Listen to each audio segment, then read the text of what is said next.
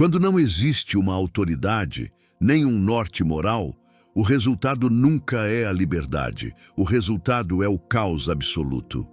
O livro de Juízes termina com uma frase que ecoa como um aviso sombrio. Naqueles dias não havia rei em Israel, cada um fazia o que parecia certo aos seus olhos. Mas o que acontece quando todos fazem o que querem?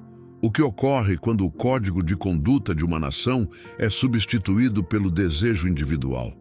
Hoje, vamos explorar o capítulo final de Juízes, um dos relatos mais perturbadores e viscerais da Bíblia, onde o zelo religioso se transforma em desumanidade e a tentativa de organizar a casa leva a um desastre completo. Prepare o coração, porque o que aconteceu em Mispá e em Siló não é apenas história antiga, é um espelho para a sociedade em que vivemos hoje. Antes de mergulharmos profundamente nas sombras desse relato, eu gostaria de te convidar a fazer parte de algo maior. Se você busca entender a Bíblia não apenas como um livro de história, mas como um manual vivo para os desafios da sua própria jornada, este é o seu lugar. O canal Entenda a Palavra existe para que possamos juntos desvendar os mistérios, as lições e a sabedoria contidas nas Escrituras, trazendo tudo para a nossa realidade atual. Então já clica no botão de inscrição aqui abaixo e ativa o sininho. Quando você se inscreve, você ajuda essa mensagem a chegar a outras pessoas que também estão procurando respostas em um mundo cada vez mais confuso. Agora, respire fundo e prepare-se, porque o que vamos analisar hoje vai mudar a sua forma de enxergar a importância da submissão a um propósito maior. O cenário é desolador.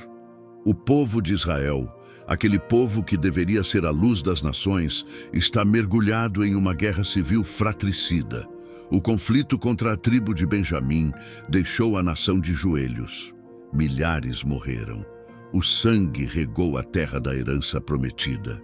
Quando a fumaça da batalha finalmente se dissipa, os líderes de Israel se reúnem em Mispá, mas não há celebração. Há um silêncio pesado e um arrependimento tardio. Eles percebem que uma das 12 tribos está à beira da extinção total. A reação? Um desespero humano movido pela culpa, mas destituído da sabedoria divina. Eles fazem um juramento solene e imprudente. Ninguém daria suas filhas em casamento aos homens de Benjamim. Era um decreto baseado na raiva, no calor do momento, selado com a autoridade de uma assembleia que acreditava ter o direito de legislar sobre a vida alheia sem consultar a Deus. Aqui está a primeira grande falha. O erro humano gera um problema, e a tentativa humana de corrigir esse erro gera um pecado ainda maior. Eles juraram não dar mulheres aos benjamitas, mas agora, ao verem o extermínio de uma tribo, o medo os domina. Se eles quebrarem o juramento, pecam contra o que prometeram a Deus. Se não quebrarem, deixam uma tribo desaparecer. Estão presos na teia da sua própria precipitação. E é aqui que a história começa a se tornar verdadeiramente sombria. Porque quando tentamos resolver crises espirituais com estratégias puramente políticas, o resultado é quase sempre a violação da dignidade humana. Como uma tentativa de salvar a nação pode levar à violação dos mesmos mandamentos que eles juravam defender? Essa é a pergunta que deve nos assombrar, porque eles sacrificaram o próximo no altar das suas próprias decisões impensadas. Os líderes se perguntam como resolver o problema. Eles começam a vasculhar os registros de quem não subiu à assembleia em Mispá para a guerra. A busca por um culpado leva a uma descoberta. O povo de Jabes-Gileade não apareceu. E com uma sede de justiça que cheira a vingança e autoritarismo, a Assembleia decide puni-los. Eles enviam 12.000 homens valentes com uma ordem terrível: destruir todos os homens, todas as mulheres que já se deitaram com homens e essencialmente tudo o que houvesse na cidade, exceto as jovens virgens. É um horror absoluto. A solução para salvar uma tribo da extinção foi destruir outra cidade por completo. É aqui que vemos a perigosa lógica da causa justa. Eles acreditavam estar agindo em prol da preservação de Israel, mas, ao fazer isso, tornaram-se carrascos.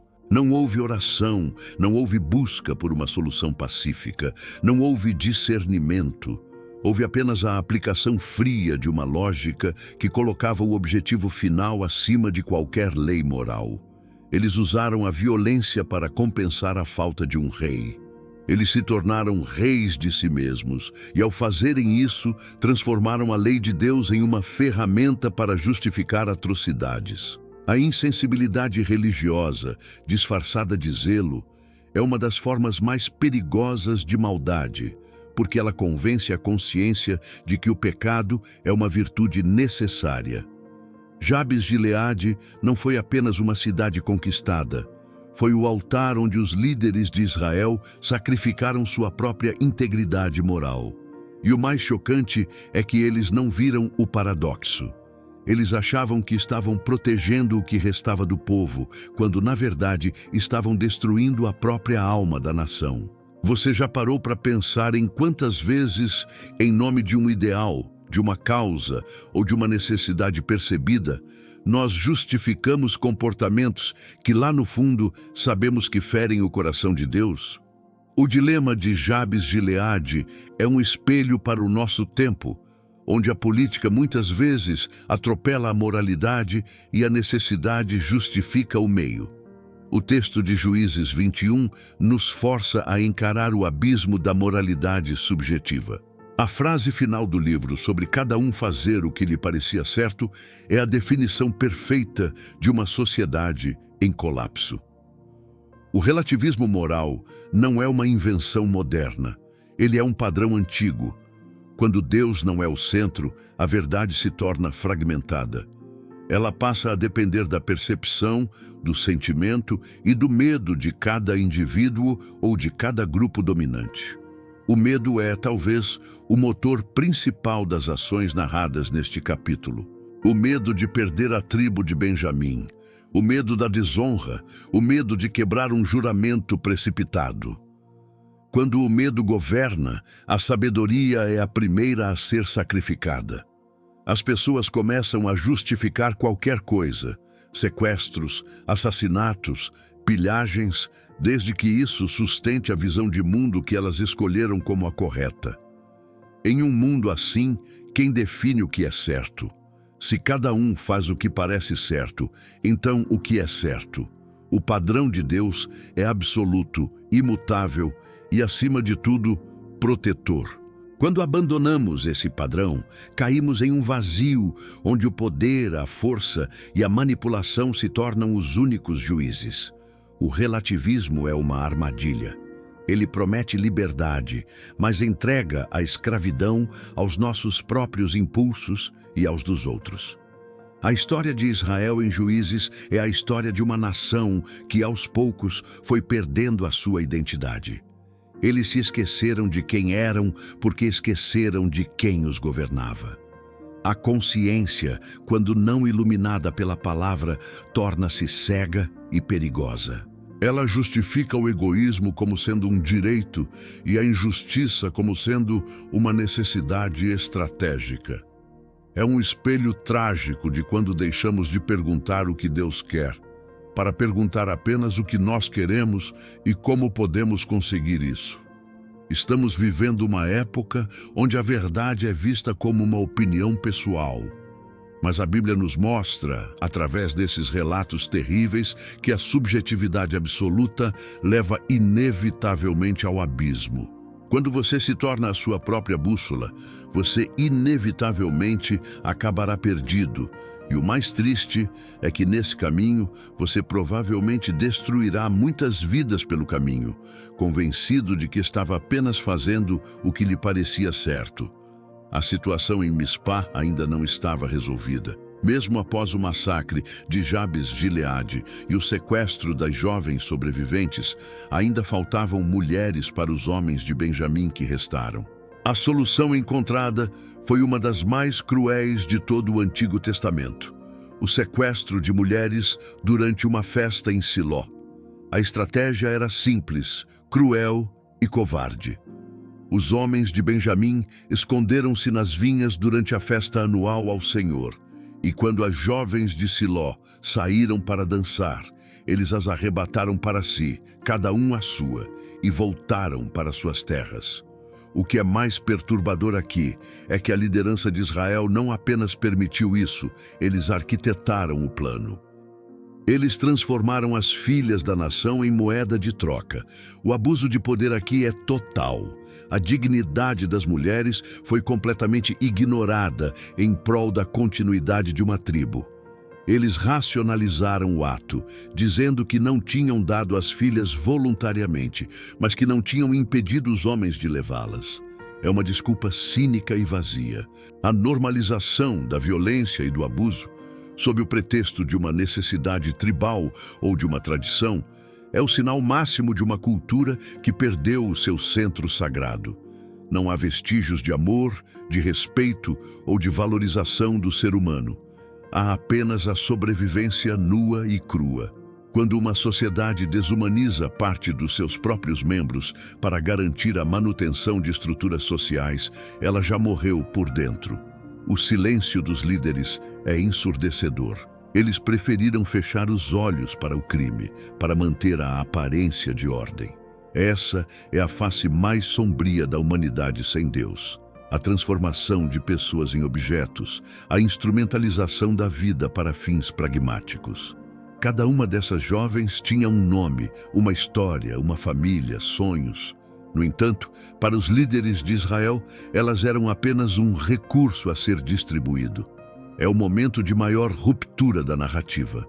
Vemos como o relativismo moral, quando levado ao extremo, permite que qualquer atrocidade seja cometida em nome da preservação da paz. É um lembrete desconfortável de que a moralidade humana, quando desconectada da santidade divina, é capaz de justificar o inimaginável. Onde estava a voz da profecia? Onde estava o clamor pelo arrependimento? Eles se tornaram prisioneiros da sua própria engrenagem. Eles construíram um sistema onde o erro exigia mais erro, onde o pecado exigia mais pecado, até que a própria definição de justiça fosse apagada pela sombra do interesse próprio. Olhando para o século XXI, é impossível não traçar paralelos. Vivemos em uma era de individualismo radical, onde a ideia de que cada um deve ser o seu próprio juiz, o seu próprio senhor, é vendida como o ápice do progresso. As autoridades, as instituições e, principalmente, a verdade absoluta são vistas com desconfiança. O lema parece ser o mesmo de Juízes: faça o que for melhor para você, siga o seu coração, encontre a sua própria verdade. Mas, como o livro de Juízes nos ensina, esse caminho não leva a uma utopia de liberdade. Ele leva ao caos. Hoje, vemos o colapso de valores que sustentaram gerações. Vemos crises sociais profundas sendo tratadas com soluções superficiais, onde tentamos consertar problemas espirituais com política, marketing ou tecnologia, esquecendo-nos da raiz da questão, a desconexão com Deus. O medo que impulsionava os israelitas em Mispá é o mesmo medo que vemos na sociedade atual. O medo de perder o conforto, o medo de ser excluído, o medo de que o nosso estilo de vida esteja ameaçado. E, em resposta a esse medo, sacrificamos princípios, sacrificamos a ética, sacrificamos o próximo. A nossa busca por soluções humanas para problemas espirituais é um ciclo sem fim. Queremos paz sem justiça. Queremos ordem sem submissão a um padrão superior. Queremos amor sem sacrifício pessoal. Estamos vivendo, talvez, o nosso próprio período dos juízes, onde a verdade se tornou pessoal e, por isso, se tornou invisível. A lição de Juízes é clara. Quando removemos Deus do trono das nossas vidas e colocamos as nossas próprias vontades, o caos não é uma possibilidade, ele é uma inevitabilidade. É um reflexo assustador do nosso tempo, onde o eu se tornou o Deus, e qualquer tentativa de confrontar esse ego é vista como uma agressão. Estamos presenciando a desintegração de conceitos fundamentais da humanidade porque decidimos que nós, e não o Criador, somos os arquitetos da nossa moralidade. Então chegamos ao ponto final de reflexão. A pergunta que define toda a nossa existência não é sobre o que os outros estão fazendo ou sobre o que a sociedade está ditando, mas sobre quem está sentado no trono do seu coração. Em Juízes, o problema foi a ausência de um rei, mas o povo não precisava apenas de um rei humano. Eles precisavam submeter-se ao Rei dos Reis. A Bíblia nos ensina que enquanto insistirmos em seguir os nossos próprios corações, que, como diz o profeta Jeremias, são enganosos e desesperadamente corruptos, nunca encontraremos o norte. A verdadeira liberdade não está em fazer o que queremos, mas em fazer o que é certo, segundo o padrão perfeito de Deus. A autonomia total é, na verdade, uma prisão. Encontrar o equilíbrio entre a liberdade e a responsabilidade exige humildade. Exige reconhecer que não somos os donos da verdade. Exige entender que o nosso coração precisa ser guiado por um padrão externo, um padrão de amor, justiça e misericórdia que emana do caráter de Deus. Se Deus não é o rei da sua vida, se a palavra dele não é a bússola que orienta suas decisões, então quem ou o que está governando você hoje? São as redes sociais? É a opinião dos seus pares? É o seu próprio medo? A reflexão profunda é esta: a religião sem submissão a Deus é apenas uma ferramenta de opressão. Ela se torna um sistema onde criamos leis para justificar os nossos pecados. Mas quando nos submetemos a Deus, a lei se torna um guia para a vida, não uma corrente para o próximo. O convite é para que você saia desse ciclo de relativismo e permita que o Senhor governe cada área da sua vida. O caos que vemos em Juízes 21 é um convite para que não repitamos os mesmos erros. É um convite para pararmos, olharmos para o alto e reconhecermos que precisamos de um rei. E a boa notícia é que esse rei já veio. Ele se entregou por nós. E a sua soberania é a única coisa que pode trazer ordem, paz e propósito real para um mundo caótico. A grande revelação de Juízes 21, se pararmos para analisar com profundidade, não é a violência, por mais chocante que ela seja. A grande revelação é a ironia cruel do coração humano. O povo que se dizia zeloso pelas leis de Deus, que estava reunido em assembleia para fazer o que era certo, acabou violando cada um dos mandamentos morais que eles juravam proteger. Eles mataram, eles mentiram, eles sequestraram e eles abusaram. A lição final, a que mais fere, é que sem um rei soberano, a nossa religiosidade se torna uma ferramenta de destruição. O caos não começou quando eles entraram em guerra. O caos começou muito antes, quando cada um decidiu, no silêncio da sua própria alma, que Deus não precisava mais ser o padrão. A lição é clara: sem o centro, tudo ao redor se desfaz. A Bíblia encerra esse livro com esse alerta, quase como se o autor quisesse que ficássemos com um gosto amargo na boca, um gosto que nos fizesse desejar desesperadamente por um rei verdadeiro. E essa é a questão que deixo para você. Você prefere ser o rei do seu próprio caos ou prefere entregar o trono da sua vida para aquele que pode transformar toda essa bagunça em um caminho de luz e verdade? A história termina, mas o alerta permanece vivo, ecoando através dos séculos, nos chamando a reconsiderar a quem servimos quando tomamos as nossas decisões mais importantes. O caos não começou com a guerra, ele começou com o distanciamento do propósito divino. A Bíblia encerra esse livro com um alerta sobre o que acontece quando abandonamos a verdade absoluta para seguir nossas próprias inclinações. Espero que essa reflexão tenha trazido uma nova perspectiva sobre a necessidade de ter Deus como o centro de tudo o que fazemos. Se este vídeo te ajudou a entender melhor essa passagem ou trouxe uma reflexão importante para o seu dia, inscreva-se no canal. Entenda a palavra. O seu apoio nos ajuda a continuar trazendo esse conteúdo profundo e necessário. Compartilhe esse vídeo com alguém que precisa de um norte em meio às confusões do dia a dia. Qual parte desse relato mais te chocou? Comente aqui embaixo. Vamos conversar sobre isso. Nos vemos no próximo estudo. Se você quer continuar aprofundando seu conhecimento bíblico e entender como essas histórias milenares moldam a sua vida hoje, não perca nosso próximo vídeo. Inscreva-se, ative as notificações e faça parte da nossa comunidade. Até a próxima! O relato de Juízes é um espelho desconfortável para a nossa sociedade atual.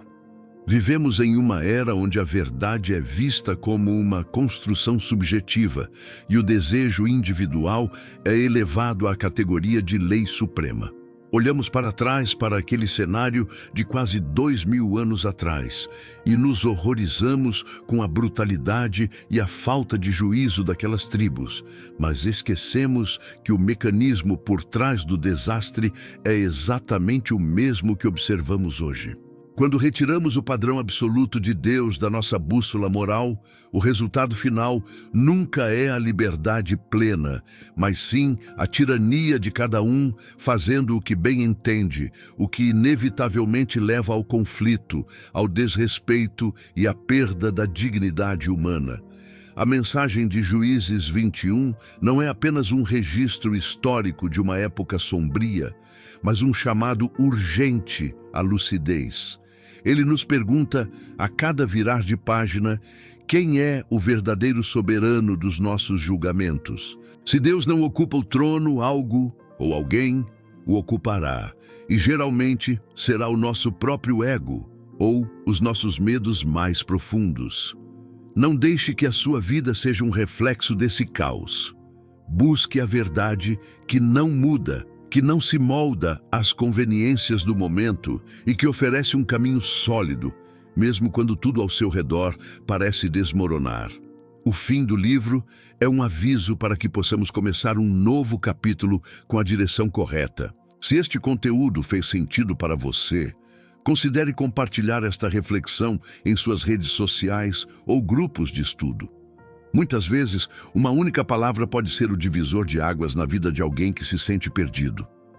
Deixe o seu like se você valoriza essa busca pela verdade bíblica e não se esqueça de ativar o sino de notificações, pois toda semana mergulhamos fundo nas Escrituras para desvendar o que realmente importa.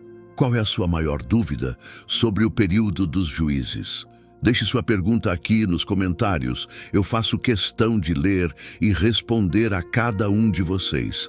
Até a próxima jornada de conhecimento.